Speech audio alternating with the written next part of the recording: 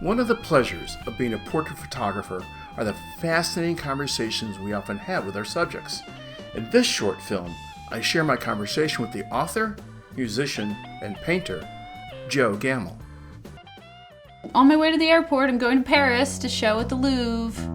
My name is Jody Joan Gamel. Jody for Judith who beheaded Holofernes, and Joan for Joan of Arc. But professionally, I go by Jo Gamel, and this is my dining room in Rittenhouse, Philadelphia. Sierra Nevada mountains at my aunt's ranch. And she had some clay and some oil pastels. I learned how to draw a girl there when I was 4. I asked to be shown how to draw a girl. I said, well, you didn't put any eyelashes on it, so it's not a girl.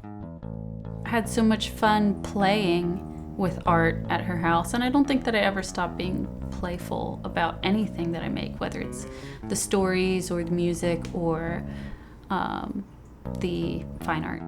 With songs, it's often that my pet parrots need to be distracted, so I just make something up about how cute they are, and then now and then the melody is really catchy, and I think, that'd be a good song.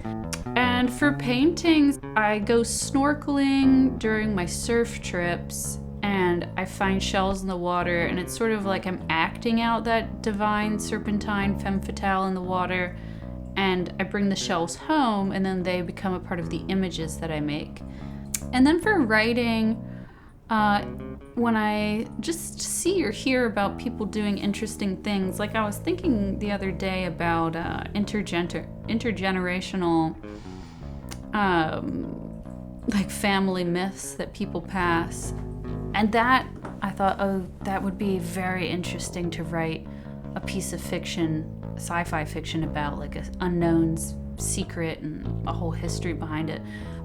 Myths, it's part of who we are. It's deep in our psyche, deep in our parents' psyche and our grandparents' psyche and the psyches of people who wrote the laws that govern the nation. I think that myths happen at different levels. So there are those collective unconscious, as Jung would call them, myths that we all take in different ways. Like the Virgin Mary is also the same as Venus and Aphrodite and Inanna, and you can trace like the myth of that goddess back through time and watch cultures transform her and adopt her to fit into where they are in that moment.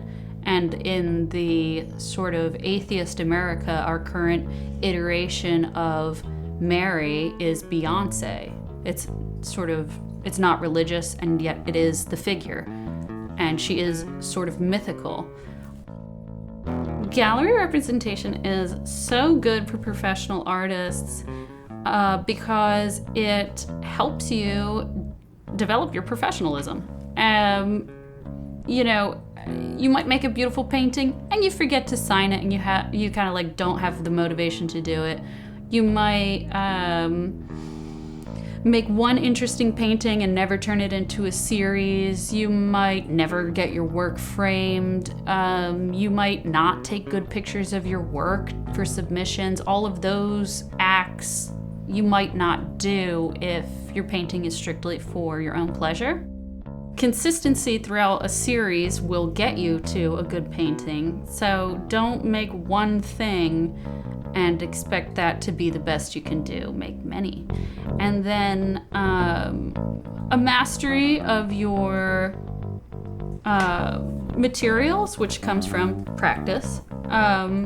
A mastery of color, which will come from practice. And a clear concept also from practice. So I guess what makes a good painting is practice. What's my ideal self look like? So she's been in the sun. She was probably surfing over the weekend. She's standing in a white-walled art gallery. The art gallery is by some kind of tropical beach. It's a solo show. It's a blue chip gallery. She's clean and well-dressed, and she's standing by herself, but I think I see a child behind her, and she's calm and she's not in a rush.